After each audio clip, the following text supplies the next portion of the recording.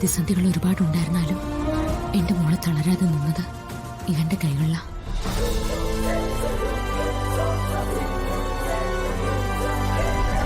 ഞാൻ ഇതുവരെ വരുണെന്ന് മാത്രമേ വിളിച്ചിട്ടുള്ളൂ. പക്ഷേ ഇപ്പൊ എന്തോ ഇങ്ങനെ വിളിക്കാൻ തോന്നി.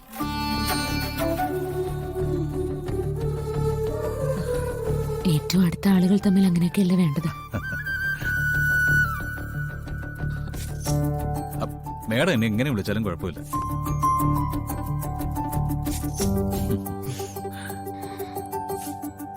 അല്ല, സൂര്യ എവിടെ? സൂര്യ എസ്റ്റേറ്റിലാ. ജീവിതത്തിൽ എടുത്തു വെച്ച് സൂക്ഷിക്കാനുള്ള നല്ല ചിത്രങ്ങളിൽ സൂര്യയുണ്ട്. എന്റെ മോളെ സ്വന്തം പെങ്ങളായിട്ട് കരുതിയ സൂര്യ ഒന്ന് കാണണം. ഇങ്ങോട്ട് വന്ന അവൻ ഓടി വരും ശ്യാമയെ കാണാൻ. പ്രത്യേകിച്ച് രാധികയുടെ കാര്യമായതുകൊണ്ട്. അവൻ അതിൽ ഒട്ടും വിട്ടുവീഴ്ച വരുത്തില്ല. അവൻ ഒട്ടും വിട്ടുവീഴ്ച കാണിക്കുകയില്ല.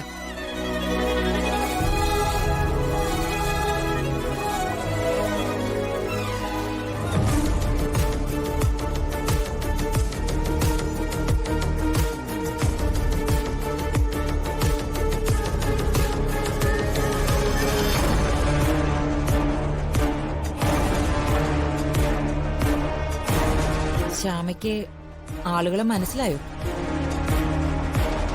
ഉർവശി, കൽപ്പന. അറിയാം, നന്നായിട്ടറിയാം. ഞങ്ങള് രണ്ടുപേരെയും കുറിച്ച് രാധിക എന്താ പറഞ്ഞു തന്നിട്ടുള്ളത്?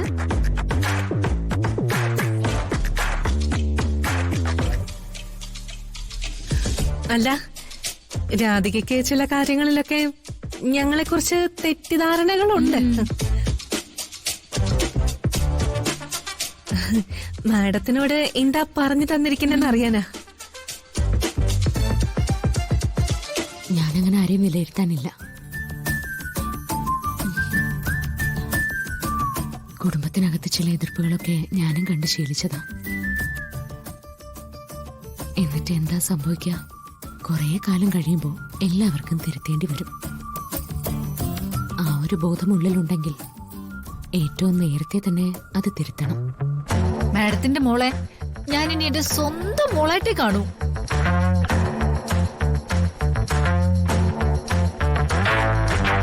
അപ്പോ ഞാനോ?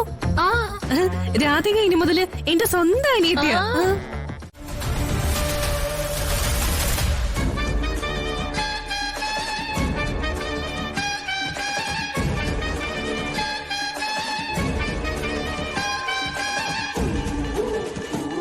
അമ്മേ, എടാ, നീ ഇവിടുത്തെ കാര്യങ്ങൾ വല്ലതും അറിഞ്ഞായിരുന്നോ? കണിമംഗലത്തെ ഇത്രയും നേരം ഒരു അതിഥി ഉണ്ടായിരുന്നു. ആരാ? ഗായിക ശ്യാമ. അല്ല, അവരെന്തിനാ അവിടെ വരുന്നത്? ഹാ, ഇവിടെ വന്നത് മാത്രമല്ല, ഇനി സ്ഥിരമായിട്ട് അവരിവിടെ വരും. അമ്മ എന്തൊക്കെയായി പറയുന്നത്? അല്ല, അവിടെ എന്താ നിത്യേന കച്ചേരി കിടക്കുന്നുണ്ടോ?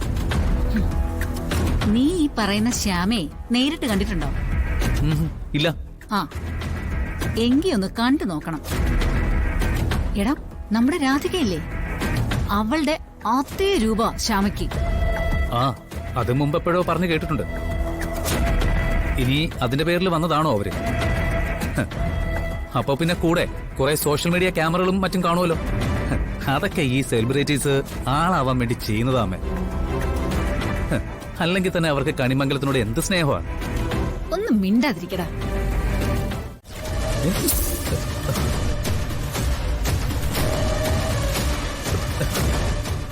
അല്ല, എന്താ അമ്മ ഈ പറയുന്നത്? അതേടാ, അവരമ്മയും മകളുവാ. കഴിഞ്ഞ ദിവസം ടിവിയിൽ ഒരു ഇന്റർവ്യൂല് അവരുടെ കുഞ്ഞിനെ നഷ്ടപ്പെട്ട കാര്യം ശ്യാമ പറഞ്ഞിരുന്നു. അതേ കുട്ടിയാണ് ദേവനാരായണൻ തിരുമേനി എടുത്തു വളർത്തിയത്. എന്ത് പറയാനാടാ മോനെ, നമ്മുടെയൊക്കെ തലയില് വെല്ലടി വെട്ടി പോലെയാ. ഇത്രയും കാലം തന്തയും തള്ളയും ഇല്ലാതിരുന്ന രാധികയെ ഇപ്പോ പ്രശസ്തയായ ഒരു അമ്മയുടെ മകളാ. ഇവിടെ എല്ലാവരും അതിന്റെ ആഘോഷത്തിലാ. മാത്രല്ല വേറൊരു കാര്യം കൂടിയുണ്ട്. അതെന്താ? അവക്കേ കോടാനുകോടി സമ്പത്തുണ്ടെന്നാ പറയുന്നത്. അതിന്റെയൊക്കെ വിൽപ്പത്രം മകളുടെയും ഭർത്താവിന്റെയും പേരിൽ എഴുതി വെച്ചിരിക്കുക. എന്നുവെച്ചാ ആരാ? രാധികയും ഭർത്താവായ വരുണും. നിസ്സാര കാശൊന്നും അല്ലടാ വരുണിന്റെ കയ്യിൽ കിട്ടാൻ പോകുന്നത്. അല്ല, അമ്മ ഈ പറയുന്നതൊക്കെ സത്യമാണല്ലോ അല്ലേ? ഇവിടെ എത്ര നേരം ഉണ്ടായിരുന്നെന്നാ അമ്മയും മോളും കൂടി ഇരുന്ന് ഇവിടെ കച്ചേരിയും പാടി അതും കഴിഞ്ഞിട്ടാ പോയിരിക്കുന്നത്. അവളെയും കൂടി കൊണ്ടുപോയിട്ടുണ്ട്. ഇനി നിനക്ക് സംശയമാണെങ്കിലേ നീ ആ സംശയം വെച്ചോണ്ട് അവിടെ ഇരുന്നു. ഞാനും കൽപ്പനയും ഇവിടെ എന്താ ചെയ്യേണ്ടെന്നറിയാതെ ടെൻഷൻ അടിച്ചിരിക്കുക. നിനക്കൊന്നും ചെയ്യാൻ പറ്റില്ല എന്നറിയാം. പക്ഷേ ഇവിടെയുള്ള കാര്യങ്ങൾ നിന്നെ വിളിച്ച് പറഞ്ഞല്ലേ പറ്റൂ. നീ ജയിലിൽ പോകുന്നെങ്കിലേ നിന്റെ അച്ഛനോടുകൂടി ഒന്ന് അറിയിച്ചേക്ക്. വെക്കട്ടെടാ മോനെ. അല്ലെങ്കിൽ തന്നെ ഇവിടെ ആർക്കും കണ്ടുകൂടാ. ഇതും കൂടി ആവുമ്പോ പൂർത്തിയായി. ശരി. എന്നാലും എന്റെ ദൈവമേ, ഇങ്ങനൊരു ചതി ഞങ്ങളോട് ചെയ്തു കളഞ്ഞല്ലോ. ഈ ഭൂമിയിൽ വേറെ ഏതൊക്കെ പെണ്ണുങ്ങളുണ്ട്? അതിലേതെങ്കിലും ഒറ്റയ്ക്ക് പ്രസവിച്ച പോരായിരുന്നു അവളെ?